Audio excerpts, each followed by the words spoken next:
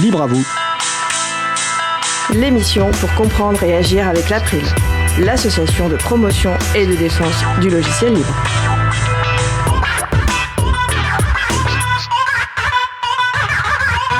Bonjour à toutes, bonjour à tous. Au cœur de l'April, échange avec des personnes qui font vivre l'association. Ce sera le sujet principal de l'émission du jour. Également au programme, 35 000 balles pour répondre à une question essentielle, où suis-je et où vais-je ? Et en fin d'émission, transformer le numérique, 3e conférence du triptyque de Louis Dérac. Nous allons parler de tout cela dans l'émission du jour. Soyez les bienvenus pour cette nouvelle édition de Libre à vous, l'émission qui vous raconte les libertés informatiques, proposée par l'April, l'association de promotion et de défense du logiciel libre. Je suis Étienne Gonu, chargé de mission Affaires publiques pour l'April. Le site web de l'émission est libreavou.org. Vous pouvez y trouver une page consacrée à l'émission du jour avec tous les liens et références utiles et également les moyens de nous contacter. N'hésitez pas à nous faire des retours ou à nous poser toutes questions. Nous sommes mardi 4 juin, nous diffusons en direct, mais vous écoutez peut-être une rediffusion ou un podcast. À la réalisation de l'émission, Julie Chamard. Salut Julie. Bonjour à tous. Et nous vous souhaitons une excellente écoute. Cause commune, la voix des possibles, 93.1 FM et en DAB+, en Ile-de-France. Partout dans le monde sur causecommune.fm et sur l'appli Cause Commune. Pour participer à notre conversation, causecommune.fm, bouton de chat, salon libre à vous. Nous allons commencer cette émission par une nouvelle pépite libre. Jean-Christophe Becquet, vice-président et ancien président de l'April, nous présente une ressource sous licence libre. Texte, images, vidéos ou bases de données sélectionnées pour son intérêt artistique, pédagogique, insolite, utile. Les auteurs et autrices de ces pépites ont choisi de mettre l'accent sur les libertés accordées à leur public, parfois avec la complicité du chroniqueur. Alors, avec nous Jean-Christophe qui nous propose aujourd'hui une bonne affaire, 35 000 balles pour répondre à une question essentielle, où suis-je et où vais-je ? Bonjour à tous, bonjour à toutes. Qu'est-ce qu'une adresse ? Pourquoi est-ce si important ? Et quel rapport y a-t-il avec les licences libres ? Les adresses rentrent dans la catégorie des informations géolocalisées. Concrètement, il s'agit d'attribuer un nom à chaque rue et un numéro à chaque bâtiment, puis d'y associer des coordonnées géographiques qui vont permettre de situer chaque adresse sur une carte ou de la retrouver sur le terrain. Disposer d'adresses fiables pour chaque point du territoire est essentiel. D'abord pour les services d'urgence. Lorsqu'on sait que chaque minute gagnée augmente de 10% les chances de survie en cas d'arrêt cardiaque, on comprend bien l'importance pour les pompiers et le SAMU d'arriver au plus vite à la bonne adresse. De nombreux services publics s'appuient sur votre adresse, que ce soit en matière d'école, de logement, de fiscalité, ou encore le découpage des bureaux de vote pour dimanche prochain. La distribution du courrier et des colis ou le raccordement au réseau comme la fibre optique nécessite également une bonne maîtrise des adresses. En France, ce sont les communes à travers leur conseil municipal qui ont l'autorité et la responsabilité d'attribuer une adresse à chaque habitation sur leur territoire. La loi 3DS pour différenciation, décentralisation, déconcentration et simplification, a renforcé cette disposition en 2022. Ainsi, chaque commune a l'obligation de partager ses adresses en open data. Depuis ce samedi 1er juin 2024, cette loi s'applique aux communes de moins de 2000 habitants. Cela peut sembler à première vue d'une simplicité quasi triviale, mais l'histoire montre que l'adressage est un processus laborieux. Dès 2014, l'IGN, La Poste, Etalab et OpenStreetMap annonçaient un partenariat pour travailler sur la base adresse nationale. Cette démarche a permis d'ouvrir des portes et surtout des données, mais 10 ans après, il reste encore beaucoup de travail. On compte aujourd'hui 20 000 communes en France qui ont publié leur base adresse. Cela représente 17 millions d'adresses sur un total estimé à plus de 26 millions. Il reste donc presque une moitié de chemin à parcourir. Précisons un peu comment fonctionne l'open data pour les adresses. Chaque commune doit publier sa BAL, ou base adresse locale. Ce fichier doit respecter un format standard aussi appelé schéma. Ensuite, les bases d'adresses locales sont agrégées et complétées avec d'autres sources de données pour fournir la BAN, pour base adresse nationale. La base adresse nationale est l'une des 9 bases de données du service public des données de référence. Elle est disponible sous licence ouverte. La base adresse nationale est accessible sous forme de fichiers ou d'API, c'est-à-dire des services en ligne qui permettent d'interroger les données d'adresse. Le site national de l'adresse, adresse.data.gouv.fr, donne accès à l'ensemble des bases adresses, ainsi qu'un certain nombre d'outils libres pour construire, vérifier, mettre à jour et utiliser ces bases. L'éditeur Mes Adresses permet de construire une base adresse locale. On trouve aussi un validateur qui permet de vérifier qu'une base adresse locale est bien conforme au schéma attendu. Enfin, Adoquer offre une interface de géocodage, c'est-à-dire qu'il permet de retrouver à partir d'une adresse ou d'une liste d'adresses les coordonnées géographiques correspondantes. Tous ces outils sont fort heureusement des logiciels libres. Les adresses sous licence libre intéressent également la communauté OpenStreetMap, qui procède à leur intégration dans sa base mondiale.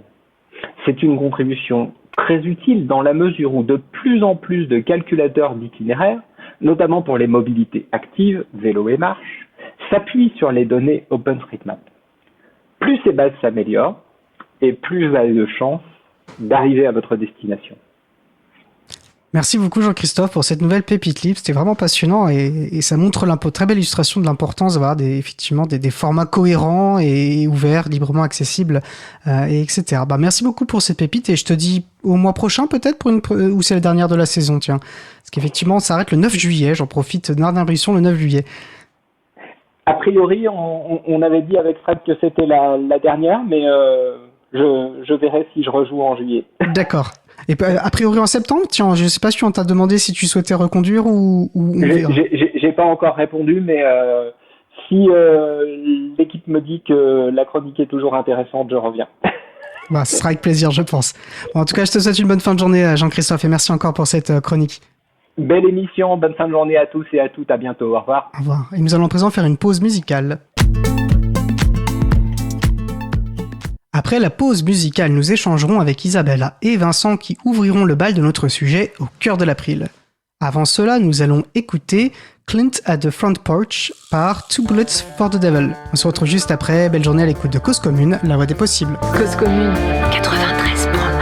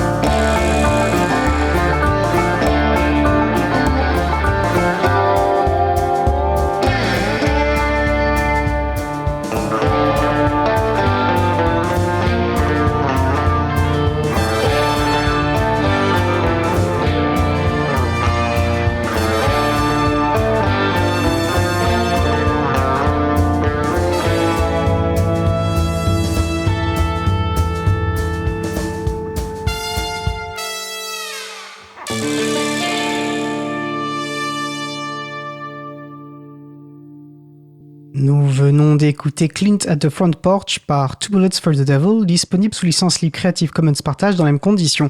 C'est Sebaïessa et je vais tout de suite remercier Vincent Calam qui est avec nous en studio pour le sujet suivant et qui a fait nous a proposé une sélection musicale pour cette émission. Donc merci Vincent.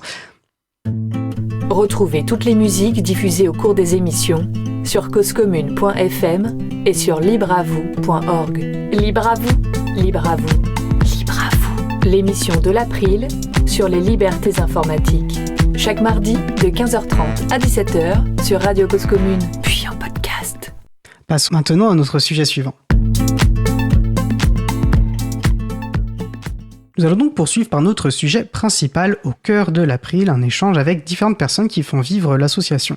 Nous parlerons avec Julie Chaumard, actuellement en régie, de son implication dans Libre à vous. Nous discuterons ensuite avec Laurent Costi, vice-président de l'April, sur 2 tribunes de l'association qu'il a animées, rédigées, au sujet de l'influence de certaines structures sur le secteur associatif français, comme frein à leur émancipation informatique. Françoise Conil, nouvelle membre élue au conseil d'administration de l'April, nous rejoindra à distance en fin d'émission.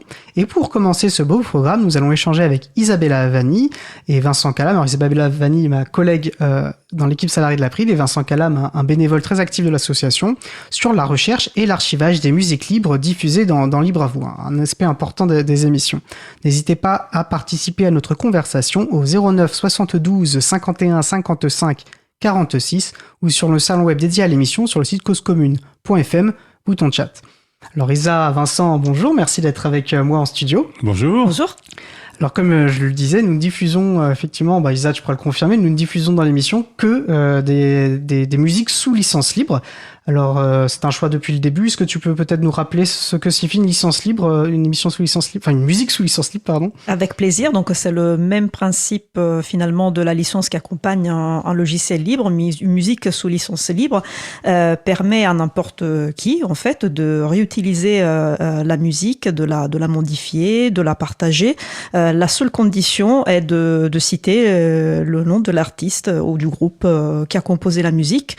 Et donc c'est ce qui permet effectivement une large diffusion et de s'approprier aussi du morceau et de pouvoir créer à son tour grâce à ce morceau.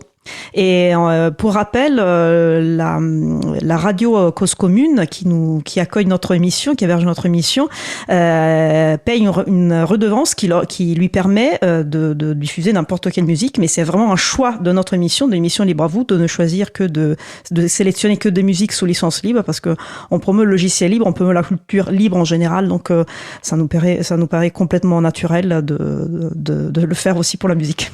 Je vais me permettre de la boutade. Est-ce que la radio est vraiment libre de son choix de souscrire à cette redevance de la SACEM ? C'est un débat dans lequel nous ne rentrerons pas tout de suite. Vincent, j'ai l'impression que tu voulais réagir. Non, peut-être une mauvaise lecture de tes gestuels. Pardon, non, je vais juste dire que on en reparlera, mais pour un artiste, mettre ses œuvres sous licence libre, c'est un choix courageux.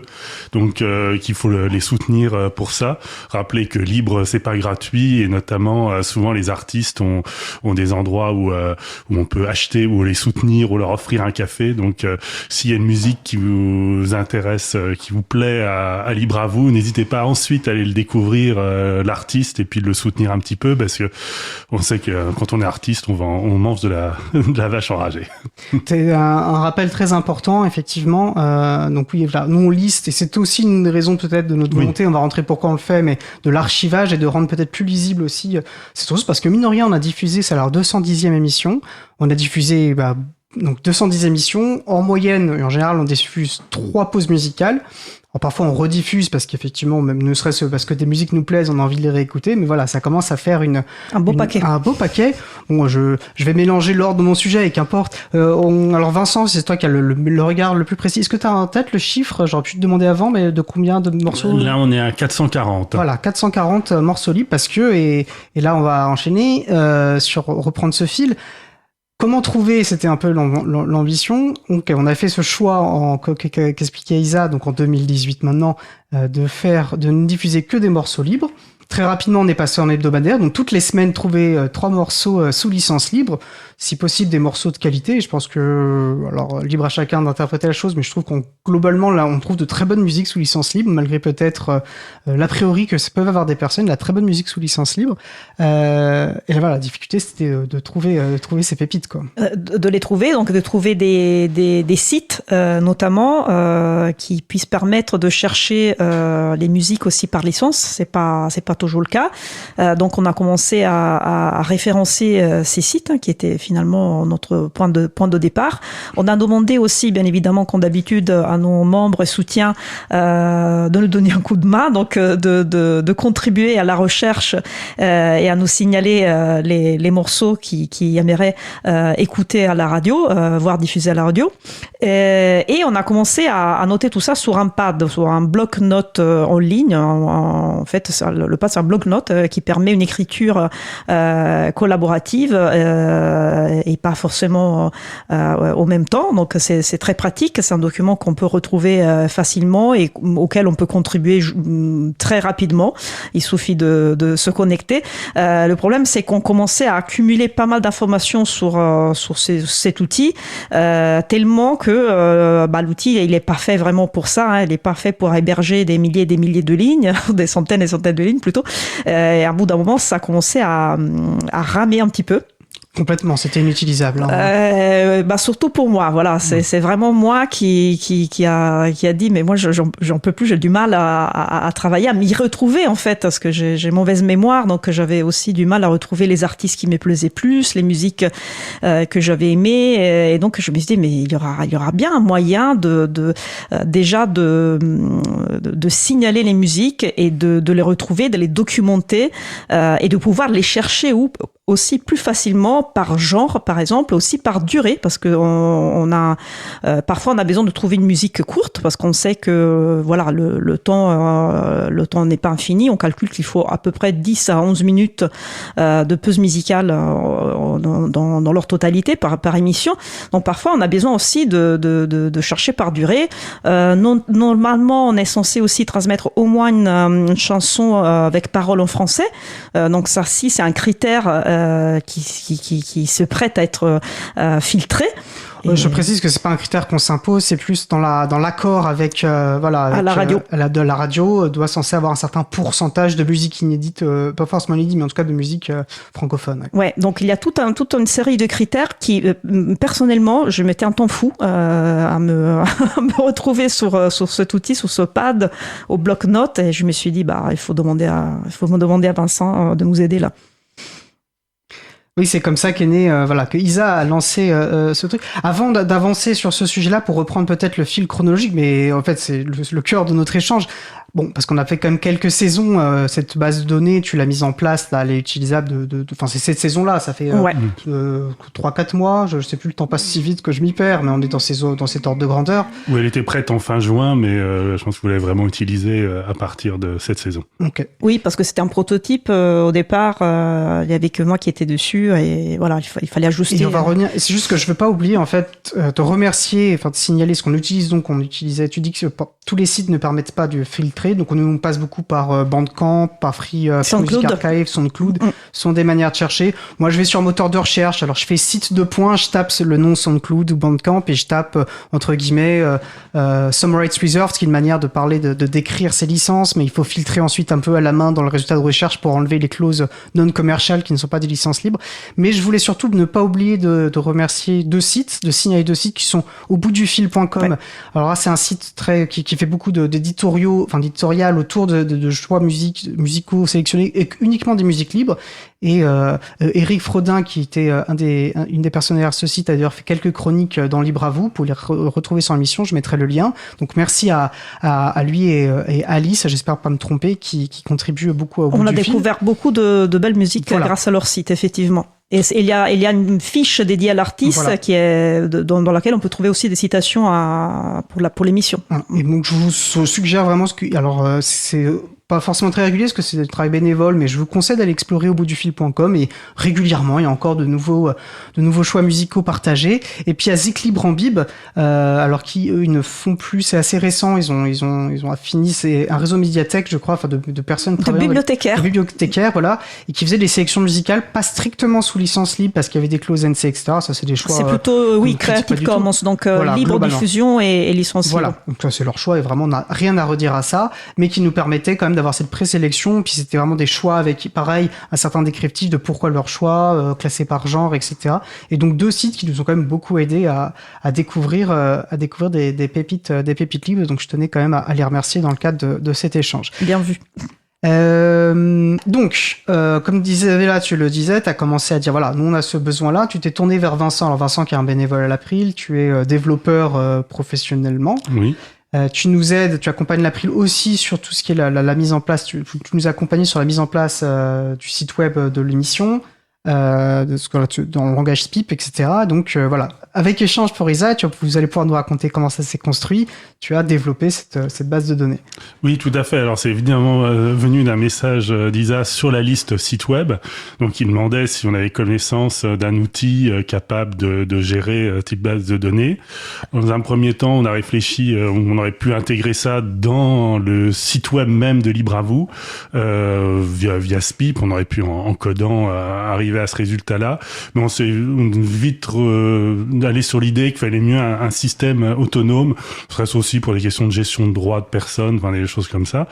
Et là, je me suis proposé de coder un truc. Alors, je vais nuancer le portrait du bénévole altruiste parce que, en fait, j'avais aussi un intérêt à le faire dans le sens où là, j'ai utilisé un logiciel que je développe depuis très longtemps, enfin, qui est le principal logiciel que je développe parce que je fais ça dans le cadre je développe ça avec le soutien de la fondation Charlotte Paul-Meyer. Donc, je gère leur base de données.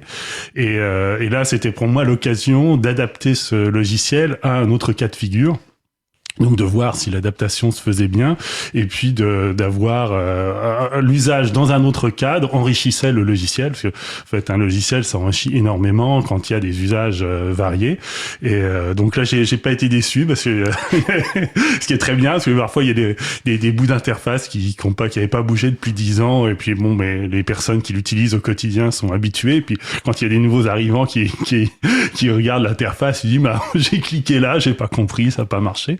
Donc moi, ça aussi très intéressant. Donc ça se présente actuellement sous la forme d'un tableau. J'utilise une bibliothèque libre qui s'appelle Table Sorter, qui prend un tableau et qui crée, on lui fournit un tableau brut et il s'occupe de mettre en forme et notamment de mettre des filtres sur toutes les colonnes comme on a l'habitude de l'avoir dans un fichier ODS, enfin, dans un tableau. Souvent ce type de données, là on utilise un pad, je dirais que professionnellement, souvent les gens commencent par faire un tableur et puis c'est le tableur, il faut le partager et tout, ça devient compliqué, donc c'est là qu'il faut passer une base de données.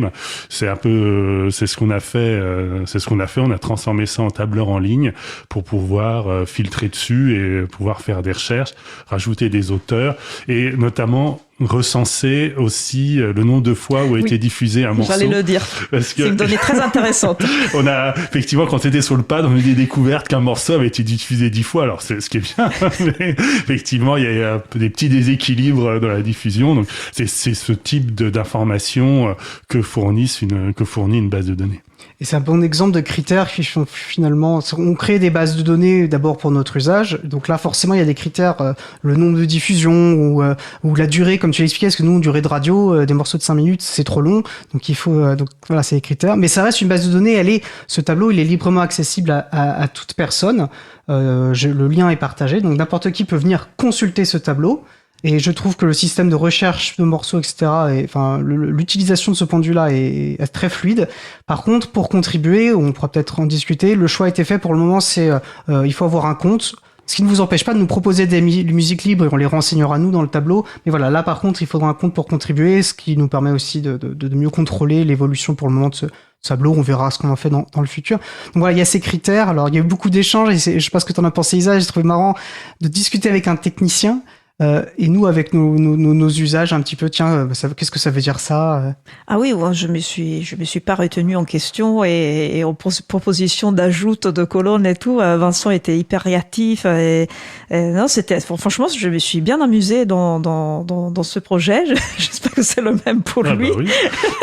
Je suis prêt à en faire d'autres. Bah oui, on est effectivement, j'ai voyé que la mayonnaise prenait, donc je me suis pas refusée de proposer d'autres évolutions pour la base et les collègues ont fait de même et les personnes qui ont rejoint l'équipe musique qui est en train de se constituer au sein de l'équipe Libre à vous ont fait de même. Donc non, c'était un gros projet à mener, oui.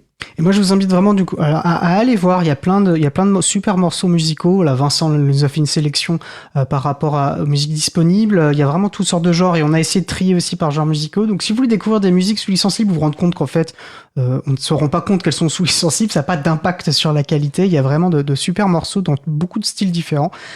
Et comme tu le disais, ça nous permet d'enchaîner sur l'autre aspect.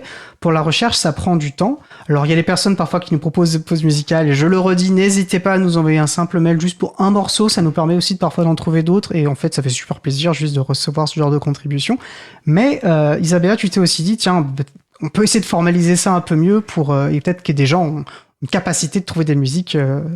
Il y a effectivement, je me suis dit, il y a 1001 façons de contribuer au logiciel libre. Il y a aussi 1000 façons de contribuer à cette radio. La recherche, la sélection de musique libre, leur traitement aussi, parce que on fait quand même quelques petits traitements, notamment l'ajout de métadonnées, mais pas que. On utilise aussi le logiciel Audacity, par exemple, pour ajuster le niveau, pour normaliser la crête, je crois, je ne sais plus le terme technique. Bref, on fait vraiment des tout petits traitements mais qui prennent du temps et qui sont des tâches typiquement qui peuvent être prises en charge par des bénévoles, des personnes qui sont passionnées de musique, qui peuvent se dire tiens, c'est un super moyen de participer, d'aider l'April, de rechercher les musiques, etc. Et donc j'ai eu l'idée de mettre en place une équipe musique. Pour l'instant, on est 3-4 inscrits en plus des collègues. Pas besoin d'être membre de l'April. Pardon ? Pas besoin d'être membre de l'April. Non, il y a plein de choses que vous pouvez faire à nos côtés sans être membre. Mais pour que l'équipe, se consolide, merci. Il faudrait aussi que je documente tout ce qu'on vient de dire, c'est-à-dire comment on recherche les musiques, comment on les traite, comment on les met dans la base de données. Il faudrait que je fasse probablement une documentation pour que les personnes qui rejoignent l'équipe musique, aient une documentation toute faite. Ça ne veut pas dire que la documentation n'est pas censée évoluer, mais déjà partir avec une bonne base. Et là, pour l'instant, j'ai pas encore pris le temps, mais pour la saison 8... Je t'ai envoyé un message ce matin à ce sujet. Ah, super, pas encore lu. On va créer une page wiki, on va compléter une page wiki pour dire que justement, jusqu'à présent, j'avais travaillé aux données, mais là, je me suis penché sur les musiques elles-mêmes et dire qu'il y a plusieurs niveaux de contribution. C'est d'abord, effectivement, vous repérez une musique, vous vérifiez juste. L'idée du tableau de bord, c'est que vous vérifiez juste qu'on la connaît pas déjà, comme ça, et vous nous envoyez juste le lien. Déjà, c'est beaucoup parce que rechercher sur les sites, c'est pas évident. Il y a très peu de recherches à partir de la licence. Donc déjà, nous signaler une musique, ça c'est le premier niveau de contribution. Puis le deuxième niveau, ce sera effectivement d'avoir un compte et de rentrer les métadonnées pour créer la fiche descriptive. Et le troisième niveau, c'est le traitement des fichiers. Donc, vous voyez, vous pouvez vraiment venir en faisant quelque chose de simple, et puis après, une fois que vous êtes rentré, on va vous prendre et puis on va vous mobiliser. Il est pas merveilleux. Mais voilà. Et donc, mais vraiment, c'est progressif. Déjà signaler un artiste et un groupe, c'est déjà précieux comme information parce que c'est pas facile à trouver. Absolument, ça prend du temps et c'est pas facile. Et en même temps, ça prend du temps, mais c'est quand même fun à faire, je trouve, d'aller écouter de la musique. Est-ce qu'elle nous plaît ? C'est très agréable. Il faut la choisir. Alors, le plus dur, en fait, c'est si on trouve un album d'un artiste qui nous plaît, c'est dire laquelle est pertinente. Alors, bon, bref. Oui. Vas-y, Vincent. Quand il y a un album, quelle est pertinente, en fait, c'est les émissions Libre à vous sont là pour longtemps, donc. Mais c'est un avantage à la base de données. Oui. C'est vrai qu'avant, quand on était sur le pad, on s'imposait d'en choisir une parce que bon, on voulait pas trop surcharger, ça prend du temps. Maintenant, avec une base de données où c'est plus propre, c'est plus facile de remplir, et je pense que si on veut mettre plusieurs morceaux d'un même artiste ou sur un même album, c'est assez rapide à remplir. Donc si elles nous plaisent toutes, on peut toutes les mettre, et puis après nous on choisira plus tard. Donc c'est vrai que ça facilite pour ça. Et il y a même une colonne évaluation que moi personnellement j'utilise parce que justement j'ai une mémoire de poisson rouge, donc pour me rappeler les artistes que j'aime beaucoup, parce que j'aime bien mettre au moins une musique sur 3 que j'aime beaucoup, j'utilise cette colonne pour signaler voilà le fait que j'aime bien. C'est à ça que ça sert. J'aime beaucoup. Parfait. Alors voilà, le temps qu'on s'était donné, parce qu'on a plein de choses. Mais en tout cas, merci à vous deux d'être venus parler de ce sujet. Merci à Vincent, parce que Fred me signalait que tu es aussi chroniqueur Libre à vous. Tu as travaillé sur cette base de données. En parlant de Libre à vous, tu as aussi développé un moteur de recherche croisé avec un autre site de l'April qui est Libre à lire, où sont recensées les transcriptions. Voilà, tu es un bénévole en or pour l'association, et je profite de cette émission au cœur de l'April pour te remercier. Je vois Isa qui acquiesce, et je sais que mes collègues le font aussi.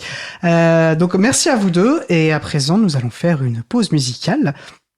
Nous allons écouter If Only to Kill par Olizna, et on se retrouve juste après avec Julie. Belle journée à l'écoute de Cause Commune, la voix des possibles. Cause Commune 93.1. Sunday morning in the church house upon the hill, Christian men had gathered to suppress their urge to kill.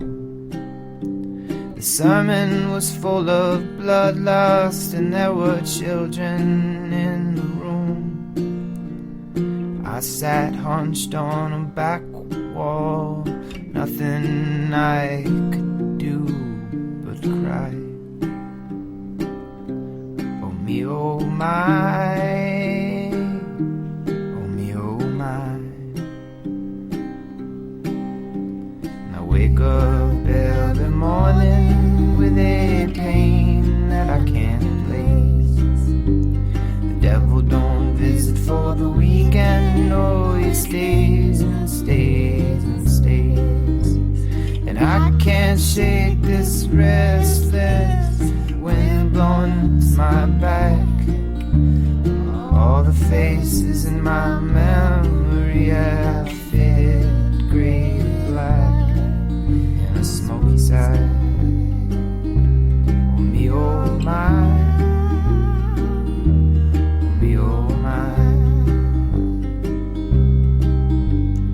No amount of church could suppress my urge to kill.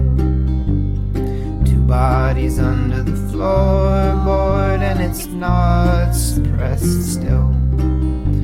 There's an evilness inside me, the Lord cannot hide me where the devil cannot find me. Everything reminds me of me, myself and I. Oh me, oh my, oh me, oh my.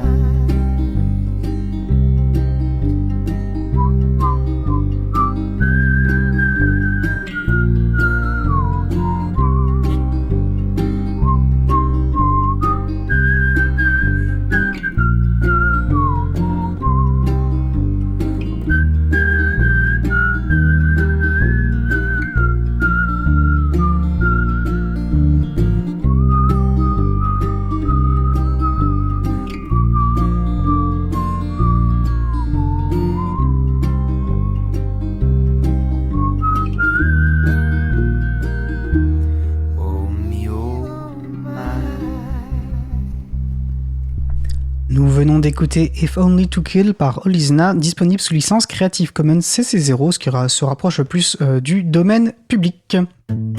Retrouvez toutes les musiques diffusées au cours des émissions sur causecommune.fm et sur libreavou.org.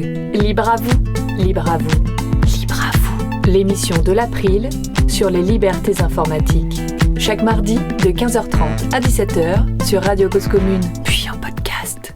Je suis Étienne Gonu de l'April et vous écoutez Libre à vous. Nous vous proposons un sujet au cœur de l'April. Et j'ai à présent plaisir d'accueillir avec moi Julie Chaumard, qu'Isa a relayé en régie pour qu'elle puisse nous rejoindre. Donc encore bonjour Julie.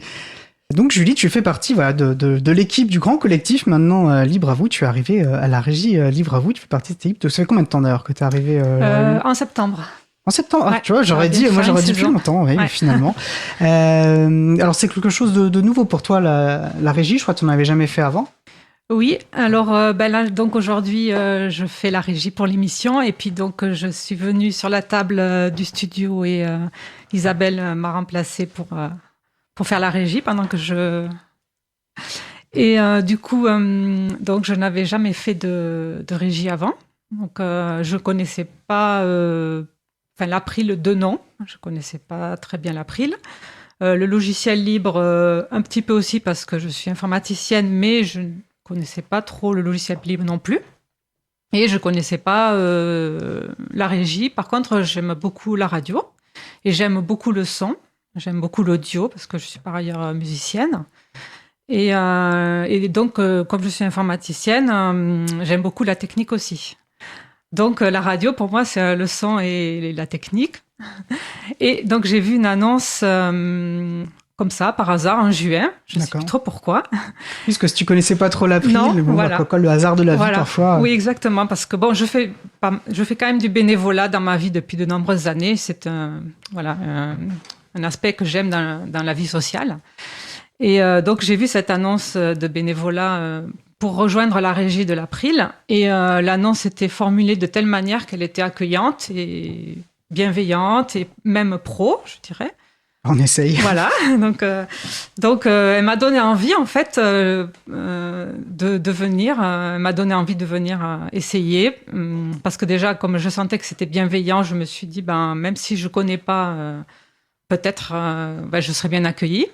Et donc ça a parlé à mon désir d'allier technique et son et aussi j'adore l'aventure, j'aime bien me dépasser donc voilà, j'ai postulé. Et tu nous dis que tu n'avais pas de compétences. Moi, ce que je trouve formidable, et en fait, ça revient. Enfin, tu nous parles Je suis pas surpris de ce que tu dis sur t'aimes bien l'aventure et de te dépasser parce que t'es arrivé, c'est assez stressant quand on connaît pas la régie, tout d'un coup s'y mettre. Et on sentait qu'au début, ça t'a demandé des efforts pour cadrer les choses et tu t'es beaucoup investi pour finalement bien te former à la question. On va d'ailleurs en reparler. Mais vraiment, à aucun moment tu t'es laissé démonter. Ça fait 1 an et c'est vrai qu'en plus tu l'as fait assez régulièrement. La régie, je crois que parce que ton organisation professionnelle te permet d'être libre et c'est un des enjeux, c'est de trouver des personnes un mardi après-midi en direct qui peuvent se rendre disponibles. Et donc voilà, ça s'est vu ce dépassement. Alors justement, nous avant, c'était essentiellement l'équipe salariée. On a déjà eu des bénévoles et merci à eux. Sur le coup, c'était que des hommes qui avaient pu se libérer. On va merci à Patrick, à Adrien, à Thierry. Désolé si j'en oublie là sur le tas. Et on a lancé cet appel. Donc Julie, tu nous as rejoint. On a également Élise qui nous a rejoint. Bouquinette, qui est donc la présidente de l'April, s'est dit tiens moi aussi je vais rejoindre l'aventure. Là, on a une équipe vraiment bénévole consolidée sur la régie, que de femmes en plus. Donc ça change pas. On peut être homme ou femme. Il n'y a pas besoin d'appareils génitaux pour faire fonctionner une régie. Donc ça n'a aucune. Mais en tout cas c'est chouette parce que souvent on a plutôt tendance à voir des hommes sur les profils techniques et de montrer qu'en réalité ça change rien. Voilà. Donc tu es arrivé. Alors on avait notre but, c'est aussi et Isa parlait de documentation, c'est avoir une documentation pour permettre aussi facilement que possible d'intégrer des nouvelles personnes. Comment toi tu t'es saisi de ça? Comment elle t'est apparue cette documentation, cette période d'apprentissage de manière générale? Donc quand je suis arrivée en septembre, je suis pas arrivée les mains dans les poches. Parce que je connaissais rien du tout, mais vraiment rien du tout. Donc Frédéric m'avait transmis votre fameuse documentation, donc je l'ai lu comme ça d'un trait. J'ai pas compris grand chose, mais au moins j'avais des termes. Je commençais à un peu comprendre un peu le processus. Et après, on a fait une première régie, je crois, avec peut-être Frédéric. Ou toi, j'ai un peu oublié maintenant, juste fictive. Voilà, ça fait partie du tuilage, on est accompagné, bien sûr, oui, comme tu dis. Et après, pendant 2 mois, je crois, j'ai fait la régie avec quelqu'un. On était 2 à la régie. Donc ça, c'est génial parce qu'on peut profiter de l'aspect sympathique de la régie, du direct, tout ça, et en étant quand même, on n'est pas sans filet. Il y avait quelqu'un à côté de moi. C'est vrai que j'ai demandé longtemps à ce qu'il y ait quelqu'un à côté de moi.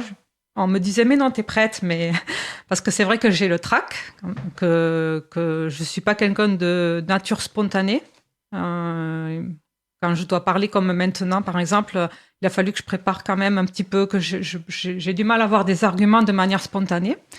Donc voilà, c'est ça le dépassement de soi aussi, parce qu'effectivement, j'ai le trac, j'ai du mal à prendre la parole en public, mais quand même, je suis venue, parce que c'est aussi un dépassement de soi. Et donc, petit à petit, j'apprends. Et ce qui est de sympa à Libre à vous, c'est qu'on apprend quand même dans une très bonne ambiance. On peut se tromper. D'ailleurs, tout à l'heure, là, à la régie, je me suis trompée un petit peu, parce que je suis un peu en mode trac aujourd'hui, donc les réflexes, ils se sont un peu perdus.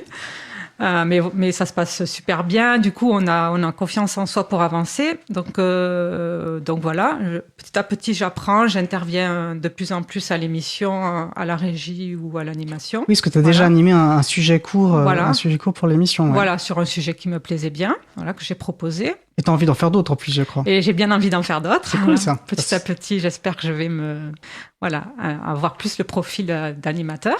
Et je dis que toute personne qui souhaite proposer des sujets, nous on accueille toutes les personnes qui veulent proposer des sujets, à pouvoir animer, même sur des sujets longs, on accueille et on accompagne justement, comme tu le dis, les personnes qui ont ces envies-là. On est ravis, au contraire.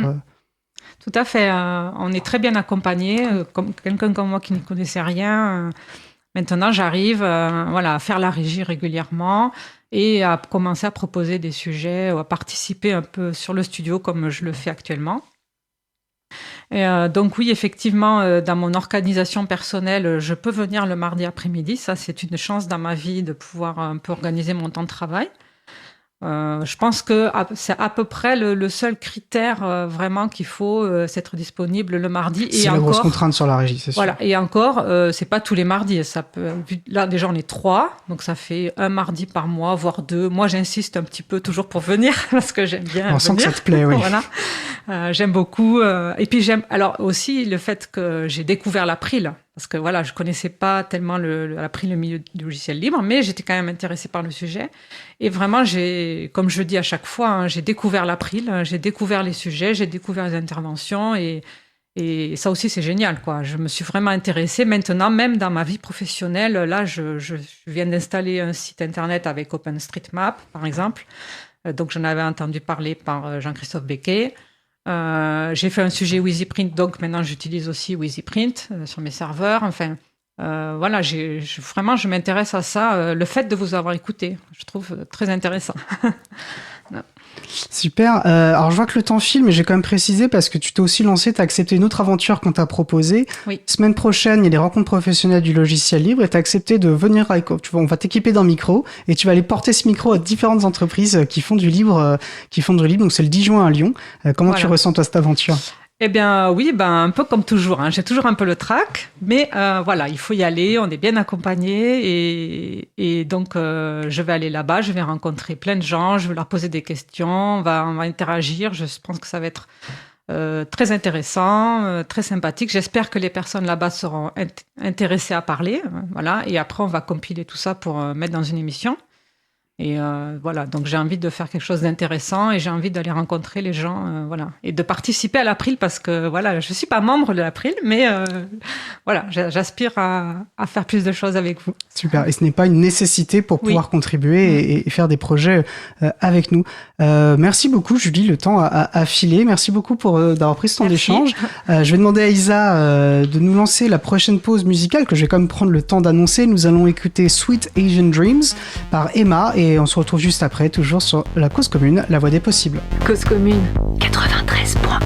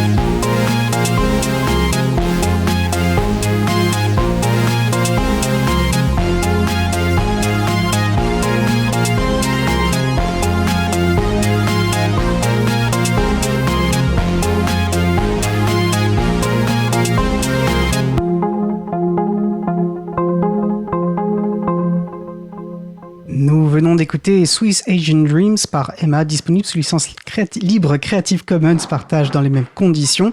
C'est Sebayessa. Retrouvez toutes les musiques diffusées au cours des émissions sur causecommune.fm et sur libreavou.org. Libre à vous, libre à vous, libre à vous. L'émission de l'April sur les libertés informatiques. Chaque mardi de 15h30 à 17h sur Radio Cause Commune, puis en podcast. Je suis Étienne Gonu de l'April et vous écoutez Libre à vous sur le Radio Cause Commune.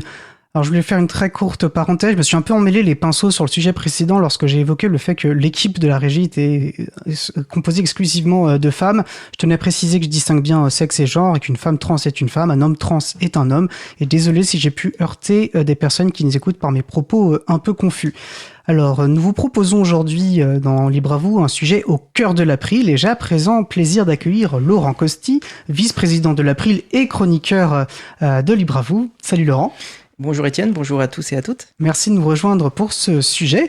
Alors tu étais, je l'ai directement au but, tu étais à Passage en Scène ce week-end, qui est un festival du numérique qui se déroule tous les ans depuis plus de 10 ans à Choisy-le-Roi, qui est vraiment un chouette événement auquel pour la première fois j'ai pu moi-même participer. Est-ce que c'était cool? Ça va, t'as passé un... Bah écoute, c'était une première pour moi aussi, donc je n'y avais jamais été. Donc oui, bah écoute, j'ai découvert le lieu qui est sur les bords de la Seine, c'est vraiment sympathique, il faisait un peu frais, comme la présidente l'a dit. Mais alors, pour un mois d'automne, c'est normal. Voilà, c'est ça. Et alors je l'évoque, c'est pas complètement gratuit parce que tu proposais une conférence qui va être en lien avec notre discussion aujourd'hui, une conférence alors dont le titre est « En 2024, Microsoft reste-t-il une entrave pour le libre ?» Exactement. Donc effectivement, alors ça faisait la suite de 2 tribunes qui ont été écrites sur le site de l'April, qui commencent à dater un peu, mais finalement, voilà, ça s'inscrit dans le temps quand même. Et plus on creuse ces sujets-là, et plus on s'aperçoit finalement qu'il y a des choses en jeu. Alors, on va parler, tu as parlé de tribunes qui font en fait référence au secteur associatif, à leurs usages en termes de pratiques informatiques, à leur émation informatique. Je pense que ça peut être intéressant de se prendre un court instant pour peut-être parler de ton parcours et pour que les personnes qui nous écoutent aient une bonne idée aussi de d'où tu parles, quel est ton recul et ton expertise sur le sujet que nous allons discuter. Oui, c'est pas récent que je m'intéresse à ce sujet du lien entre finalement le monde des logiciels libres et le monde associatif. Et c'est vrai que j'observe ce lien depuis plusieurs années maintenant, même plus de 10 ans maintenant, parce que la question systématiquement se pose de savoir pourquoi il n'y a pas une plus grande convergence entre ces deux univers qui ont quand même beaucoup de valeurs en commun. Voilà.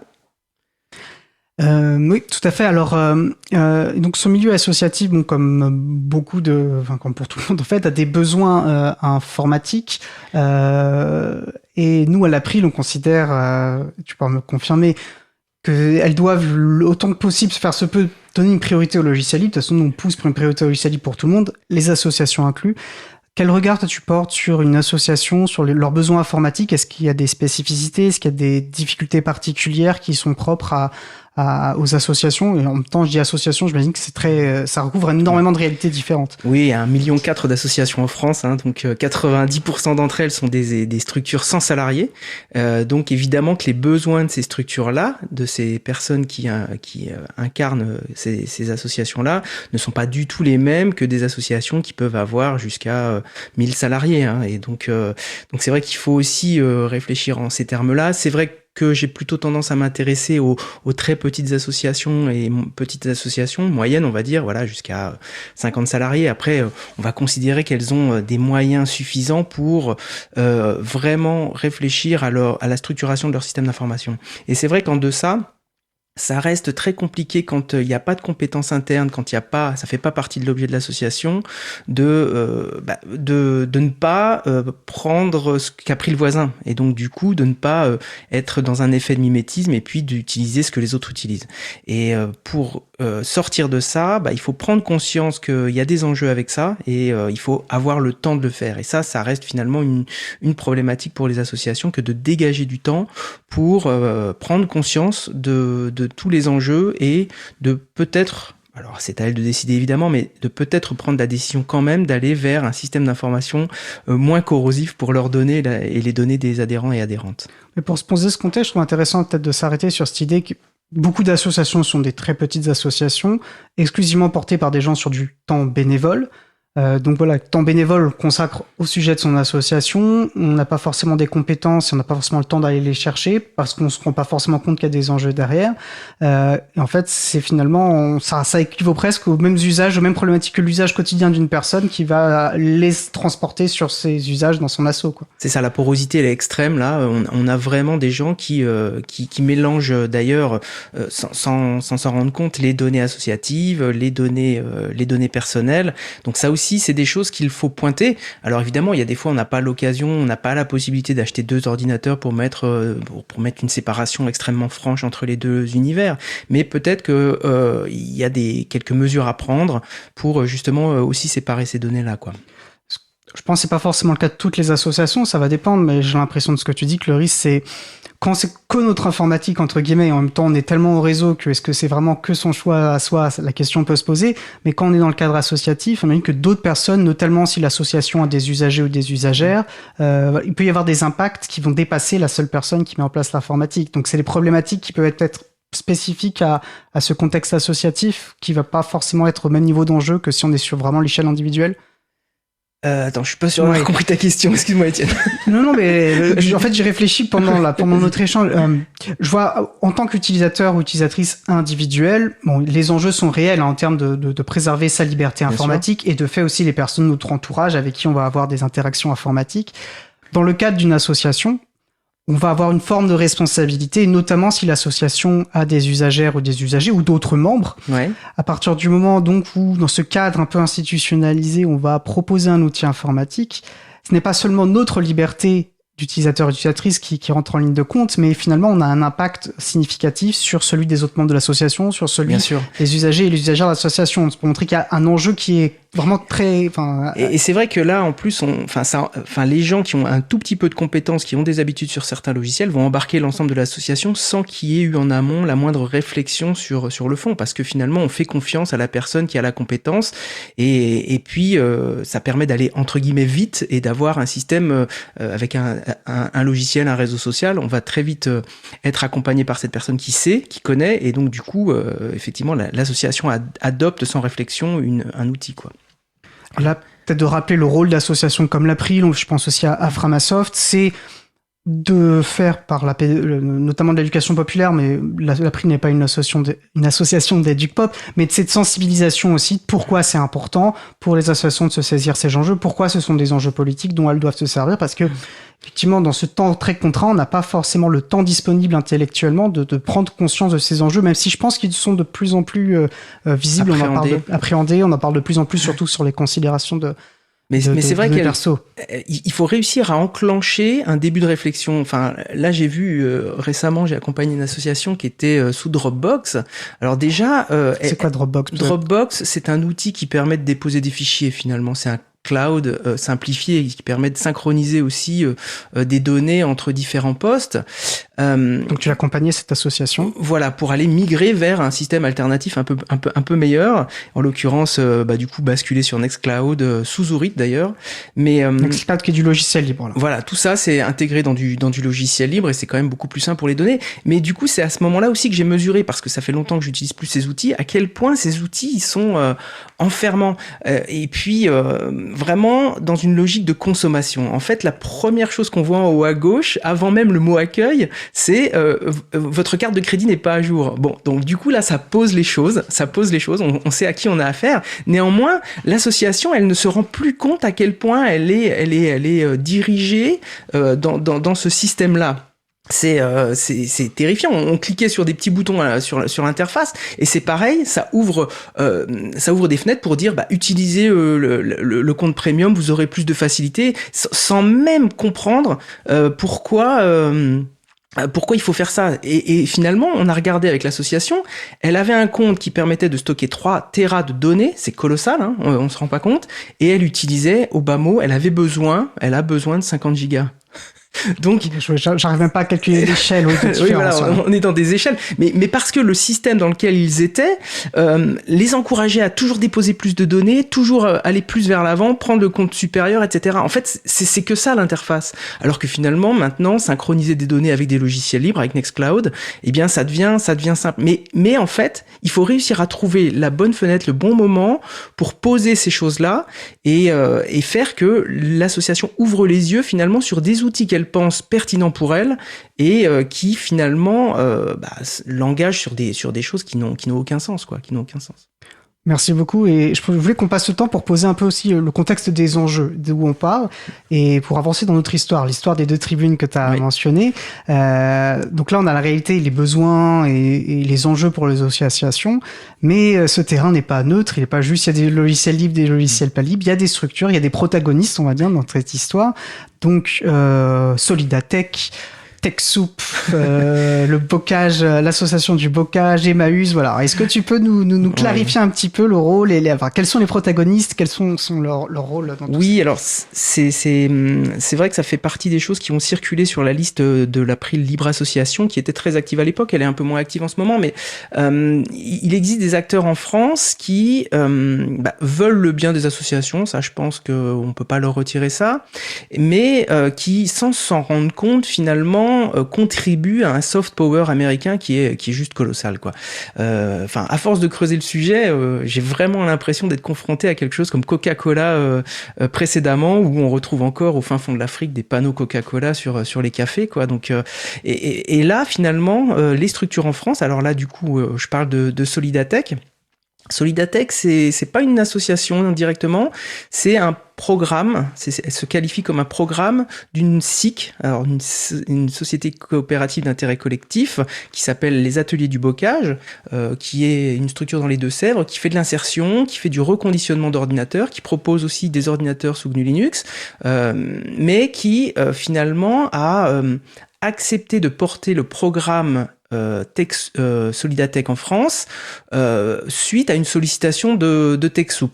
Alors suite à une sollicitation ou parce qu'ils l'ont sollicité, on ne sait pas trop, parce qu'il y a les 2 versions, mais du coup TechSoup, alors Solidatech, ça a été l'objet d'une première tribune pour justement pointer finalement cette un peu ambiguïté.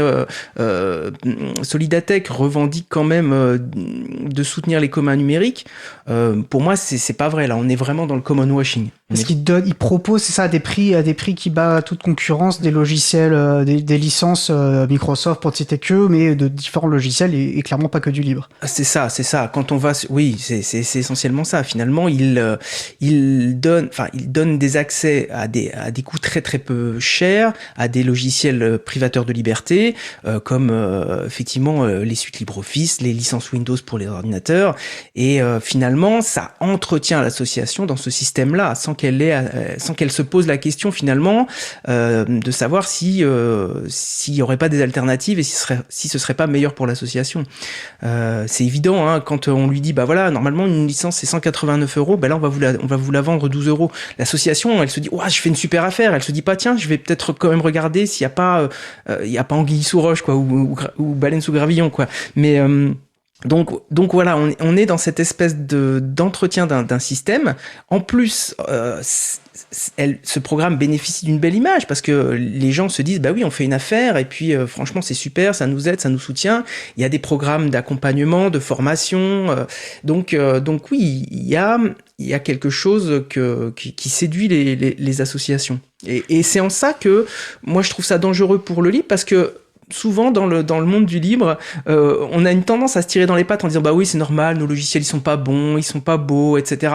Sauf qu'en fait à un moment donné il faut regarder le cadre dans lequel on évolue, quoi. C'est bien beau de se flageller, mais si finalement rien n'est possible dans le cadre qu'on se donne, faut surtout pas se flageller, ça sert à rien. C'est pas ça qui va faire évoluer les choses. C'est mettre en évidence ce soft power pour pouvoir justement agir au bon endroit pour faire bouger ce cadre, quoi. Enfin, moi je suis plutôt persuadé de ça, quoi. Puis il y a des initiatives qui existent. Alors on verra peut-être plus tard si on a le temps de développer, mais on peut penser, il y a eu toute l'initiative Chaton, il y a Emancipasso qui est un autre projet porté par Framasoft qui vise à armer et à proposer des solutions aux logiciels libres, enfin aux associations pour mieux émanciper leur informatique. Voilà, pour dire je pense très schématiquement le propos. Donc il y a TechSoup. Non, il y a. Alors tu nous as parlé. Voilà, tu nous as parlé de Solidatech en France, finalement, qui est une tête de pont de TechSoup, qui est qui est une ONG aux États-Unis, qui, quand on regarde les partenaires sur le site de cette ONG, effectivement, c'est toute la big tech américaine, quoi. On retrouve Microsoft, on retrouve Cisco, on retrouve toutes les grosses structures américaines. Et finalement, son rôle, c'est de diffuser au maximum sur la planète toute la technologie américaine. Alors, je vais faire un petit bémol, la technologie américaine, si on compare après par rapport à la technologie russe et chinoise, elle est moins pire. On est d'accord. Néanmoins, il est important pour les associations de se poser des questions par rapport à leur dépendance. Alors, on parle de souveraineté aussi, mais on préfère parler, moi je préfère pointer la question de la dépendance, de la maîtrise de son système d'information. Parce que ce système-là est extrêmement puissant. TechSoup, finalement, quand on regarde sur Internet et qu'on décline toutes les TechSoup avec les extensions de noms de pays, finalement ils ont acheté tous les noms de domaine dans tous les pays, quoi. Enfin ils ont tous les noms de domaine de tous les pays pour TechSoup. Ça veut bien dire qu'ils ont une logique d'inonder le monde avec une intelligence qui est celle de trouver des relais locaux. Il y a quelques pays où ils n'ont pas trouvé de relais locaux, donc ils sont en frontal, mais l'idée c'est quand même d'aller chercher des gens, si possible avec une bonne image, en l'occurrence là les ateliers du bocage en France, pour pouvoir justement pouvoir continuer ce soft power qui est d'une extrême puissance, quoi. Moi je vois deux enjeux. Je me dis déjà si on est dans une logique de marché, tu nous parlais d'1 billion, je crois, d'associations, etc., qui ont des besoins informatiques, ça représente quand même un marché qui est pas complètement anodin à l'échelle française, donc on imagine à l'échelle mondiale. Et puis ça permet de toucher, on imagine bien pour des très grandes entreprises, c'est une manière de toucher des publics, de développer et de défendre un peu leur version, leur imaginaire de l'informatique, quoi. Mais ils sont extrêmement puissants parce que justement sur le marché du reconditionné, là récemment, j'en ai parlé à Passage en Scène. Avant, on avait la capacité de demander la déduction du coût de la licence Windows quand on achetait sans OS. Et là, dernièrement, on m'a dit, non, on peut pas, on vous offre la licence. Alors j'ai dû gratter, j'ai dû avoir beaucoup d'échanges où finalement, à la fin, la personne me dit, non, en fait, il y a un coût à la licence qui est extrêmement important, mais on peut pas vous le donner, on n'a pas le droit. Donc ça veut dire que là, on continue à invisibiliser un système commercial, je sais pas si c'est commercial, en tout cas il y a du commerce entre le revendeur d'appareils reconditionnés et puis Microsoft, mais qui est complètement transparent et qui laisse penser que les licences sont gratuites et que de toute façon on n'a pas d'autre choix que d'avoir un ordinateur avec une licence Windows. Donc c'est tout ce système-là qui est en œuvre avec TechSoup et puis Solidatech en France et partout ailleurs aussi a priori dans le monde. J'ai pas regardé j'avais commencé à regarder en Belgique, mais j'ai pas creusé, mais on se doute bien que ce système-là il est vraiment dans une logique de continuer à inonder avec des technologies américaines. Là, tu as parlé de ce coup, ça fait partie, donc tu as écrit 2 tribunes et je bientôt regarde pourquoi finalement on en a fait 2 et dans la deuxième tribune, on n'aura peut-être pas le temps de rentrer dans ce détail, mais tu as proposé, l'April a proposé à travers ta plume 6 propositions, on va dire dans une gradation d'ambition pour contrer, pour renverser un peu la vapeur, et notamment celle que tu viens de décrire pour lutter contre l'invisibilisation des coûts. Donc il y a eu on a proposé 2 tribunes. Quelle était cette logique de 2 tribunes? Et moi j'y vois une forme de logique un peu de lanceur d'alerte, et je trouvais que c'était intéressant aussi de la part de l'April d'avoir cette forme d'action. Je sais pas si c'était un peu c'était pas prémédité la deuxième, mais finalement en creusant le sujet Solidatech, c'est là qu'on met le doigt dedans, le doigt dans TechSoup, et du coup on a envie de creuser et d'aller voir un peu pourquoi Solidatech en France. Donc ça a été une logique non préméditée, mais qui a effectivement abouti à cette découverte un peu de très puissant soft power américain sur différents lieux sur la planète, quoi, et en particulier en France. Voilà.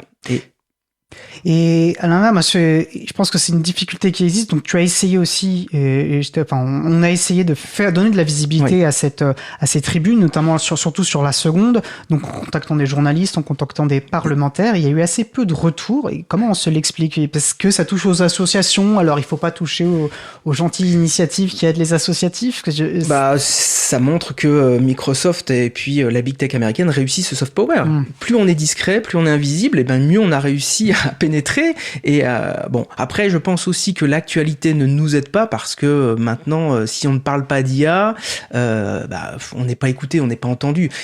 Tout en sachant que il y a aussi un énorme enjeu de soft power vis-à-vis de l'IA. J'ai écouté sur Radio Cause Commune, là, il y a Parlez-moi d'IA, l'émission Parlez-moi d'IA, où un Canadien était invité et il expliquait que finalement, la Microsoft, il a aussi poussé tous ses pions par rapport à l'IA. Il va intégrer l'IA dans sa suite Office. Donc, en fait, on continue à pénétrer, à rendre les choses incontournables, indispensables et à laisser penser qu'on n'a pas d'autre choix, quoi. Voilà. Donc, c'est presque, oui, c'est un constat d'impuissance face à une machine qui est un peu colossale, quoi. Et pour finir sur une note positive, et là ça va être compliqué ce que je vais te demander, mais on parle d'émancipation. En fait, je veux finir sur montrer. En fait, on a des initiatives, il y a des manières de faire, de renverser la vapeur, et je trouve que c'est une initiative intéressante, et je crois que toi, elle t'enthousiasme aussi, me semble-t-il. Qu'est-ce que c'est ? Comment on peut aussi, voilà, une manière de changer un peu les choses et d'accompagner les associations ? Oui, il existe plein d'associations. Oui, finalement, exemple, les chatons, c'est une excellente initiative pour pouvoir justement trouver des outils alternatifs, pour trouver. Alors, Emancipasso, qui se veut justement mettre en lien des structures, des associations qui cherchent justement à changer. Et il y en a de plus en plus quand même, faut pas croire. Et puis des gens, des structures qui sont capables d'accompagner, soit sur le plan technique, soit sur le plan justement pédagogique, ces structures associatives pour les accompagner et changer leur système d'information pour aller tranquillement vers un système alternatif moins corrosif pour leurs données et les données des utilisateurs et utilisatrices. Donc oui, il y a de l'espoir. Il faut se mobiliser. Il faut arrêter de se flageller entre nous aussi parce que ça, on est capable dans le livre aussi de se dire ah là là, ton logiciel il est pas bon, il est pas beau, etc. Enfin, ça, je l'ai dit tout à l'heure, mais à un moment donné, n'oublions pas qu'en face, effectivement, il y a une machine qui est juste un bulldozer qui écrase tout, quoi. Donc là, soyons modestes et efficaces, quoi. Et si les associatifs nous écoutent, ils disent ouais, moi j'ai envie, qu'est-ce qu'on peut leur donner comme conseil ? Qui est-ce qu'ils peuvent aller voir ? Donc on a parlé d'Emancipasso, est-ce que tu as d'autres conseils peut-être pour enclencher parce que c'est faisable en fait. Ça peut paraître, je pense, une étape très difficile de se tourner vers le libre. Ouais. En fait, on peut le faire pas à pas. Qu'est-ce que tu peux, voilà, en une minute max? Non, alors c'est vrai que la porte d'entrée à venir. Alors pour l'instant, c'est encore un peu en construction, Emancipasso. Il y a mais c'est pas la seule. Mais en tout cas, moi, c'est celle que je recommande pour l'instant. Après, évidemment, il y a les systèmes prévus pour les associations elles-mêmes, ce qu'on appelle par exemple les dispositifs locaux d'accompagnement, qui sont des moyens d'être soutenus financièrement, justement pour engager des transitions. Alors, ça peut être général, mais on peut demander une transition aussi numérique. Après, c'est pareil, même si le mouvement associatif se dit rester neutre par rapport à cette question des outils informatiques. Dans les régions, de plus en plus, les mouvements associatifs promeuvent un peu ce que sont les logiciels libres. Par exemple, en Bourgogne-Franche-Comté, Rachel Paillon a beaucoup soutenu Beneva Libre, par exemple, ou maintenant le CRAGEP de Bourgogne-Franche-Comté reprend la main sur l'animation, la formation des associations. Donc voilà, les têtes de réseau, c'est des bonnes solutions. Se tourner vers sa tête de réseau pour lui demander, peut-être que ça peut être utile de mettre un logiciel pour l'ensemble du réseau en place. Et ça, fondamentalement, ça renforce le rôle de la tête de réseau, et c'est ce qu'elles cherchent toutes, parce que trop souvent, on leur dit, mais vous servez à quoi, quoi. Donc c'est une bonne occasion de mutualiser et de faire commun pour pouvoir créer, pour pouvoir mettre à disposition de son réseau des logiciels libres. Eh ben, c'est une bonne manière, je pense, de finir cet échange sur une note positive. Et voilà, on peut faire des choses, on peut avancer. Voilà, il n'y a pas de fatalisme surtout.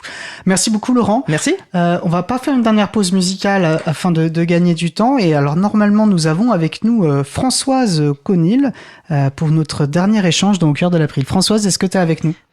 Oui, bonjour Étienne. Bonjour Françoise, merci de nous rejoindre. Alors Françoise, tu es une des deux nouvelles personnes qui viennent d'arriver au conseil d'administration de l'April, donc merci beaucoup pour ça. Voilà, je redis que l'association, donc on a tous les ans vote pour une liste candidate. Donc les candidats se présentent sur une liste commune pour le CA de l'April. Donc tu as rejoint ce conseil d'administration lors de notre AG de mars dernier. Est-ce que tu veux bien te présenter rapidement et nous donner ton rapport au logiciel libre ? Alors, donc je suis, j'ai fait des études d'ingénieur et je suis ingénieur en développement logiciel au CNRS depuis 2004. Et avant, je travaillais à Paris dans une société de télécommunications en développement logiciel toujours. Donc le rapport au logiciel libre, en fait, c'est que dans mon travail et dans ma vie personnelle, alors, progressivement, c'était pas le cas au début quand j'ai commencé à travailler, mais on va dire depuis que je travaille en fait dans l'enseignement supérieur et la recherche, j'utilise beaucoup, même quasiment exclusivement, majoritairement des logiciels libres, des outils libres, des librairies libres, le plus possible. Et j'essaye de promouvoir l'usage de ces outils autour de moi. Super. Je précise que tu es déjà intervenu beaucoup plus longuement sur ton parcours dans une mission Parcours Libriste. Je vous encourage à écouter Libre à vous /165 si vous voulez écouter plus en détail le cheminement très intéressant de Françoise vers le logiciel libre. Alors, comment tu as connu l'April? Et je crois que c'est lié notamment, tu me feras me corriger, à cette intervention dans Libre à vous. Et comment tu as connu l'April et comment tu t'en es retrouvé à accepter l'invitation à te présenter sur cette liste candidate au conseil d'administration? Alors, j'essaye d'organiser un petit peu. Oui, je voyais, en fait, ça fait longtemps que je voyais l'engagement de l'April sur les réseaux sociaux, sur les stands, dans les événements libristes comme les journées du logiciel libre à Lyon, et sur les réseaux notamment.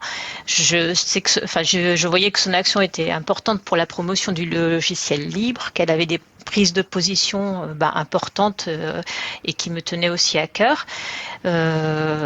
Et puis, en fait, je suis aussi impliquée au niveau dans de la médiation scientifique et pour la féminisation aussi, essayer de promouvoir la féminisation des métiers du numérique. Et le CNRS a fait une bande dessinée qui s'appelle Les décodeuses du numérique, dans lequel mon portrait a été publié avec le portrait de 10 autres, avec deux portraits de chercheuses et d'autres ingénieurs comme moi. Et suite à ça, comme effectivement j'évoquais le logiciel libre, j'ai été contactée pour faire un parcours libriste dans l'émission. Et suite effectivement aussi à cette émission, on m'a proposé effectivement de rejoindre le CA pour apporter un profil technique aussi dans le CA, pour rejoindre le CA avec mon profil technique, avec lequel je me sens plus à l'aise. Voilà. Et parce qu'effectivement, à l'April, on défend l'idée qu'il n'y a pas besoin que le logiciel libre ne concerne pas que les informaticiennes. Oui. Et en fait, le CA le reflète bien parce que il y a beaucoup de profils non techniques et c'était bienvenu en fait d'avoir quelqu'un qui avait ton regard et ton regard sur le libre. Alors, est-ce que tu as déjà participé à des conseils d'administration d'autres associations ou institutions et qu'est-ce que ça signifie pour toi d'être membre du CA de l'April? Alors, en fait, je me suis déjà investie dans plusieurs types d'associations, en fait, classiquement à représentation de parents d'élèves, dans mon milieu des réseaux de développeurs et développeuses logicielles, que ce soit régionalement ou nationalement, dans l'association des développeurs et développeuses Python, et puis en médiation scientifique, comme je disais. Donc, et puis, donc Science, un métier de femme, Mixtine et la fête de la science. Mais ces groupements sont majoritairement constitués de bénévoles. C'est l'expérience que j'ai. Et effectivement, l'intégration d'une structure comme l'April est assez nouvelle pour moi parce qu'il y a des salariés et donc ça fonctionne un petit peu différemment de ce que j'ai l'habitude de côtoyer. De quelle manière ? Il y a une activité assez importante du fait d'avoir aussi des salariés qui prennent en charge pas mal de choses. D'accord, c'est intéressant comme... qu'il faut suivre. Oui, alors ça me fait rire parce que je pense au fait qu'on vous a présenté, alors G étant l'autre personne qui a rejoint le CA de l'April en disant voilà, il y a un peu d'activité sur la liste de discussion, mais j'ai l'impression que depuis que vous êtes arrivé, il y a eu énorme, parce que plusieurs sujets, parce que l'actualité a fait qu'effectivement c'était beaucoup de densité d'échanges, mais voilà, le CA de l'April est un collectif et puis on s'engage en fonction de nos appétences et de nos capacités et c'est tout l'intérêt d'un collectif. Alors toi, en termes de contribution, t'es arrivé une des premières actions très importantes que tu as pu faire, c'était lors de l'AG de l'April, parce qu'on avait cette année fait le choix avant l'AG elle-même de proposer proposé une matinée de confs éclairs, c'est-à-dire de mini-conférences de 6 minutes, et tu as vraiment porté pas à bout de bras parce qu'il y a eu d'autres contributions, mais tu as été vraiment la cheville ouvrière principale pour la réalisation de cette matinée de confs éclairs.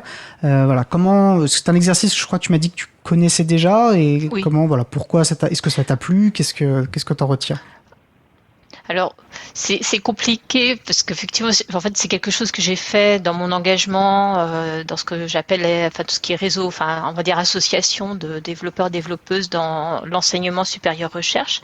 Donc, dans cet environnement-là, j'ai participé à de nombreuses organisations de journées, de conférences, etc. Donc, organiser en fait les conférences, c'est clair. Apporter un coup de main à cette organisation, pour moi, j'avais un certain nombre de réflexes que je savais avoir sous la main facilement, et de textes ou de facilité, des petits messages à envoyer pour l'acceptation, etc. Donc ça, toutes ces mécanismes, je les avais bien en tête, ce qui me permettait d'apporter une contribution, on va dire, à moindre coût pour moi, parce qu'on a tous un manque de temps, et donc de pouvoir apporter quelque chose déjà pour commencer, quoi. Voilà. Donc du coup, on a eu plein de sujets très intéressants, variés. Moi, j'ai écrit un petit guide pour l'organisation des conférences éclairs, pour que d'autres personnes puissent maintenant s'en emparer aussi. Et voilà, moi ce que j'en ai retiré, c'est que toutes ces conférences, on avait des titres, et quand je les ai entendues le jour même de l'AG, j'ai trouvé que c'était passionnant. Donc, je suis d'accord, c'était vraiment une super matinée. Merci du coup de l'avoir organisée. Et ça montre bien aussi qu'on apporte tous quelque chose de différent. Ce qui était pour toi presque naturel aurait été quand même beaucoup plus compliqué pour d'autres. Et c'est tout. Merci d'avoir apporté cette compétence-là. Je suis désolé, c'est le problème d'être peut-être le dernier sujet au cœur de l'April. Je vois le temps qui avance à très grande vitesse, et j'aurais peut-être d'autres questions à te poser, mais ce sera peut-être une prochaine fois. Un très grand merci d'avoir libéré un peu de ton temps, Françoise, pour nous partager ce moment avec nous. Et je te souhaite une très bonne fin de journée. Merci beaucoup. Bonne fin de journée. Salut Françoise. Et nous allons passer à notre dernier sujet. Nous allons poursuivre avec la chronique Les transcriptions qui redonnent le goût de la lecture de Marie-Odile Morandi, lue par Laure-Élise Desniel. Le sujet du jour, transformer le numérique, 3e conférence du triptyque de Louis Dérac. Bonjour à toutes, bonjour à tous. Nous voici arrivés pour cette chronique, Les transcriptions qui redonnent le goût de la lecture, à la 3e des conférences du triptyque proposé par Louis Dérac au printemps 2023. Nous nous sommes intéressés précédemment à la première de ces conférences, intitulée « Comprendre le numérique », puis à la seconde « Critiquer le numérique ». Cette 3e conférence, conclusive, est intitulée « Transformer le numérique ». Louis Dérac se présente comme un acteur indépendant et militant de l'éducation au numérique, de l'éducation des citoyens et des citoyennes pour comprendre la chose numérique. Il propose un exercice d'analyse parti d'une envie personnelle de discuter un peu plus du numérique dont il considère que c'est un objet politique sans prétendre à une expertise de tous les domaines. Il nous rappelle que son propos est engagé, puisque militant, donc que ses vues peuvent évidemment être biaisées. Cette conférence, comme les deux précédentes, est publiée sur le site de Louis Dérac sous licence libre Creative Commons Attribution Partage à l'identique, des ressources qu'il nous invite à utiliser et à diffuser. Louis nous propose d'envisager ce qu'il appelle un numérique alternatif, celui qui s'oppose au numérique dominant, toxique, aujourd'hui largement confisqué par les GAFAM, Google, Apple, Facebook, Amazon, Microsoft et les géants chinois et asiatiques. Ce numérique est aussi confisqué de plus en plus par des gouvernements technocratiques avec des technologues qui mettent en œuvre une dématérialisation, entre guillemets, de tous les services et qu'ils appellent modernisation, simplification. Mais cette numérisation se fait sans débat ou discussion citoyenne.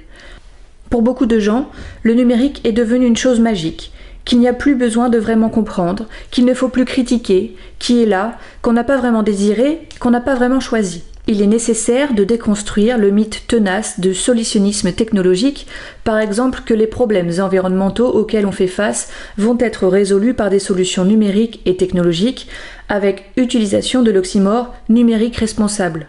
Un numérique qui n'aurait pas d'impact environnemental n'existe pas, Mais nous pouvons envisager des solutions pour un numérique éthique, émancipateur, reposant sur des modèles économiques vertueux, respectueux de nos données, dont on pourrait limiter les impacts environnementaux et humains. Pour transformer le numérique et aller vers ce numérique alternatif, pour envisager cette transformation alternumérique des organisations et de la société, Louis nous présente plusieurs niveaux d'action. Vu la quantité énorme de terminaux en circulation, nos actions individuelles peuvent avoir un impact important. Pour cela, Louis nous incite à développer une hygiène numérique et, entre autres, à comprendre les bases de la machine pour en être le maître plutôt que l'esclave, à découvrir ou redécouvrir le logiciel libre avec ses 4 libertés. Exécuter le logiciel, l'étudier, donc faire preuve de transparence, le redistribuer, l'améliorer pour pouvoir être le maître du logiciel qui alimente cette machine. Donc, installer sur son PC non seulement des logiciels libres, mais aussi une distribution GNU Linux, un des meilleurs moyens de faire durer son matériel, et nous intéresser aussi au format ouvert, interopérable, pour garantir la pérennité des documents et faciliter les changements de logiciels. Il nous rappelle que le cloud, le nuage, ce sont toujours des ordinateurs, très physiques, souvent américains. Il nous conseille donc de chiffrer nos données pour les sécuriser et de savoir où elles sont hébergées. En cas de tension commerciale avec les États-Unis, par exemple, on pourrait tout perdre. On peut ainsi se tourner vers des hébergeurs éthiques, locaux et décentralisés. On pense évidemment au collectif Chaton, le collectif des hébergeurs alternatifs, transparents, ouverts, neutres et solidaires, initié par Framasoft. Pour Louis, chaque individu devrait chercher à passer d'un numérique qu'il consomme, celui des réseaux sociaux, à un numérique auquel il contribue, en allant sur des plateformes collaboratives, en créant des sites pour partager ses connaissances avec enjeux éducatifs à la clé, et bien entendu, en diffusant ses créations sous licence libre, voire copyleft, qui interdit les restrictions en cas de diffusion d'éventuelles modifications. Ainsi, ces utilisateurs pourront à leur tour les partager, les réutiliser, les modifier sous cette même licence. Le cas de l'encyclopédie Wikipédia est mentionné, soulignant qu'elle est encore trop façonnée par ses contributeurs qui, pour une immense majorité, sont des hommes, plutôt jeunes et diplômés. Il nous incite à revenir à une manière de s'informer autrement que par les réseaux sociaux, dont les algorithmes nous imposent leurs choix, répondant à leur modèle économique publicitaire. Il nous incite aussi à cesser de ne consulter que les 3 premiers résultats proposés par le moteur de recherche Google, moteur le plus utilisé au monde. Louis nous rappelle que l'on peut choisir, à bon escient, des sites, des blogs, des newsletters auxquels s'abonner pour reprendre le contrôle de son information et pourquoi pas, se laisser aller à la sérendipité en naviguant de site en site en prêtant attention à l'inattendu et en l'interprétant. Ainsi, à l'échelle individuelle, il est encore possible de choisir son numérique, mais cela demande des efforts. Comme quitter les réseaux sociaux, surtout face à la pression sociale et aux obligations liées à son travail, à sa banque et à la numérisation subie, voire imposée par la dite simplification administrative. Cependant, cela permet de se sentir en cohérence avec soi-même au regard de sa propre vision politique de la société. Cela permet aussi d'augmenter sa résilience et de moins subir une sorte de sobriété forcée, voire des restrictions quand des décisions collectives ou politiques interviendront, la question des impacts environnementaux et humains étant inéluctable avec une mutualisation des outils numériques qui s'imposera sans doute. Il nous conseille, à l'échelle collective, de nous organiser, de proposer des discussions, des débats citoyens, en particulier en nous engageant dans des associations, pourquoi pas libristes, pourquoi pas l'April. Transformer le numérique, à l'échelle politique, impose de se tourner vers des modèles non plus au service des plateformes et de leur rentabilité, mais au service des besoins des utilisateurs et utilisatrices. Et pour cela, il faut se défaire de l'emprise de la publicité, voire interdire la publicité ciblée, et proposer des interfaces dont le but n'est plus de retenir notre attention, mais qui faciliteront notre déconnexion. Louis Dérac estime qu'il faudrait socialiser les infrastructures, comme les câbles sous-marins, détenus en grande partie par les big tech, ainsi que les briques logicielles indispensables à certains services essentiels, obliger les formats ouverts et pourquoi pas faire en sorte qu'un service de base comme une adresse électronique devienne un service public offert à chaque citoyen et citoyenne. Le politique devra s'intéresser aux technologies low-tech plus durables, résilientes, nous menant vers plus de sobriété et bien entendu repenser une décentralisation des services web, en particulier ceux qui hébergent nos données. Il faut impérativement éduquer les futures générations, c'est-à-dire former des citoyens et citoyennes d'un monde numérique. Pour Louis, il faut non seulement comprendre l'histoire du numérique, ses enjeux économiques, scientifiques, philosophiques, mais il faut faire preuve de réflexion critique, être capable de débattre afin de faire les bons choix. Louis se dit frappé de la façon dont on lance, à grande échelle, des technologies d'IA génératives, type ChatGPT, sans aucun contrôle, alors qu'elles représentent des dangers potentiels pour l'humain, voire pour nos démocraties. Il souhaiterait que soit instauré un principe de précaution, comme cela existe dans les industries pharmaceutiques. Avant sa sortie, un nouveau produit ne doit-il pas subir des batteries de contrôle ? La transformation du numérique ne se fera pas sans débattre des questions philosophiques qu'il soulève, par exemple notre rapport au temps. Est-il nécessaire d'avoir accès à l'information partout, tout de suite ? Est-ce raisonnable de vouloir aller toujours plus vite sans jamais supporter de perdre un peu de temps ? Est-il venu le moment de repenser notre liberté versus notre sécurité ? Notre sécurité vaut-elle tous les reculs concernant la protection de notre vie privée ? Devons-nous réellement accepter la surenchère de surveillance de masse mise en œuvre avec les technologies numériques ? Et enfin, quel progrès technique voulons-nous ? Celui que l'on subit ou celui qu'on l'on choisit en tenant compte des limites économiques, environnementales et sociales qui s'imposent à nous ? Louis nous met en garde. Les tensions ne manqueront pas. On peut certes agir de façon individuelle, mais pour agir de façon collective, des incitations plus politiques, voire passant par des lois, auraient probablement un effet plus incitatif, sans oublier qu'en matière de numérique, les lobbies sont très puissants et défendent leur énorme pouvoir économique. Reprenant le cas du logiciel libre, il nous partage sa réflexion sur les limites de cette philosophie, de ce projet politique passionnant, avec exemple à l'appui que vous découvrirez, concluant que le logiciel libre est une partie de la solution, mais n'est pas la solution à lui seul. Vous trouverez les liens vers cette conférence, ainsi que vers les 2 précédentes, sur la page des références de l'émission d'aujourd'hui. À chacun et chacune d'entre nous, désormais, de réfléchir aux propos de Louis Dérac, de se les approprier, voire d'aider à ce que les questions philosophiques pénètrent le domaine politique. Le numérique vers lequel nous devons tendre doit être au service du progrès humain, émancipateur et non aliénant, choisi et non subi, soutenable humainement et environnementalement, celui qui ne crée ni maître ni esclave et qui laisse de la liberté d'action individuelle. Ce numérique sera éthique, c'est le numérique alternatif que Louis Dérac nous propose en affirmant que c'est possible. De retour sur Cause Commune, la voie des possibles, c'était les transcriptions qui redonnent le goût de la lecture de Marie-Odile Morandi. Et on arrive déjà vraiment à la fin de l'émission, on n'aura pas de quoi de libre. Je vous annonce juste que vendredi 7 juin, Cause Commune ouvre ses portes pour un apéro. Frédéric Couchet, mon collègue, devrait y être. Donc je remercie les personnes qui ont participé à l'émission. Jean-Christophe Becquet, Isabella Vanni, Vincent Calam, Laurent Costi, Françoise Quenil, Marie-Odile Morandi, Laure-Élise Deniel, ainsi que Julie Chomard qui était aux manettes de la régie également. Et merci à tout l'ensemble des bénévoles qui s'occupent de la post-production des podcasts. La prochaine émission aura lieu en direct mardi 11 juin 2024 à 15h30. Notre sujet principal portera sur le recrutement et la diversité de genre dans les métiers de l'informatique et le logiciel libre. Nous vous souhaitons de passer une belle fin de journée. On se retrouve en direct mardi 11 juin et d'ici là, portez-vous bien.